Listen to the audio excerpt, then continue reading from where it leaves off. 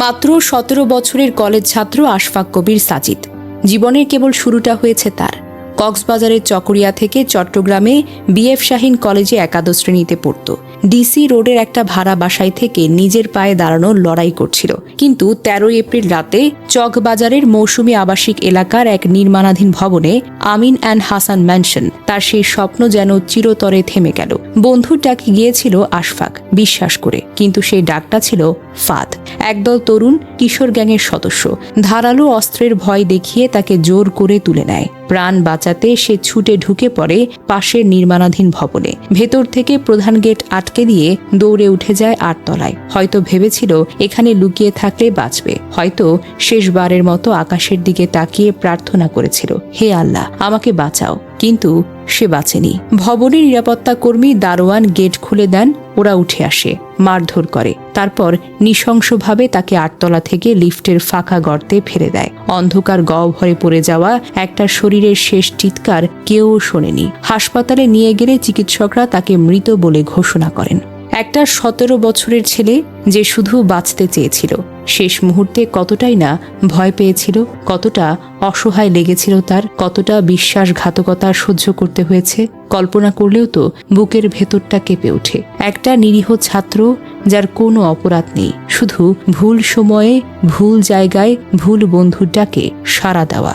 এটা শুধু একটা দুর্ঘটনা নয়, এটাকে বলে নৃশংস হত্যা। কিশোর গ্যাংয়ের 2 গ্রুপের সংঘর্ষের মাঝে আটকে পড়া একটি নিরপরাধ প্রাণ। পরিবার মামলা করেছে 13 জনের বিরুদ্ধে, কয়েকজনকে গ্রেফতারও করা হয়েছে, নিরাপত্তা কর্মীকে জিজ্ঞাসাবাদও করা হয়েছে। কিন্তু প্রশ্ন থেকেই যায়, এই সমাজে নিরাপত্তা কোথায়?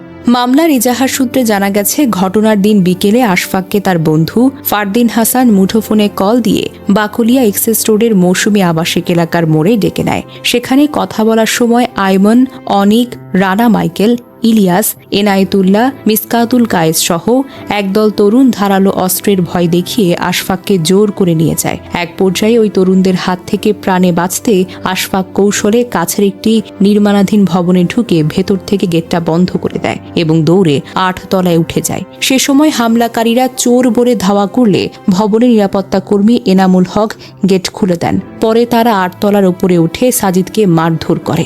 এক পর্যায়ে তাকে 8 তলা থেকে লিফটের ফাঁকা স্থানে ফেলে দেওয়া হয়। গুরুতর আহত অবস্থায় সাজিদকে চট্টগ্রাম মেডিকেল কলেজ হাসপাতালে নেওয়া হলে চিকিৎসক তাকে মৃত বলে ঘোষণা করেন। নিহতের বাবা আবুল হাশেম ডেইলি স্টারকে বলেন, আমার ছেলে কোনো ধরনের রাজনৈতিক কর্মী নন, রাজনীতির সঙ্গে একেবারেই জড়িত নেই সে। আমরা তাকে ভালো শিক্ষার জন্য চকরিয়া থেকে চট্টগ্রামে পাঠিয়েছিলাম, কিন্তু এখন সে আর নেই। আমি বিচার চাই, অপরাধীদের আইনের আওতায় আনতেই হবে। আচ্ছা, আমরা কোথায় যাচ্ছি?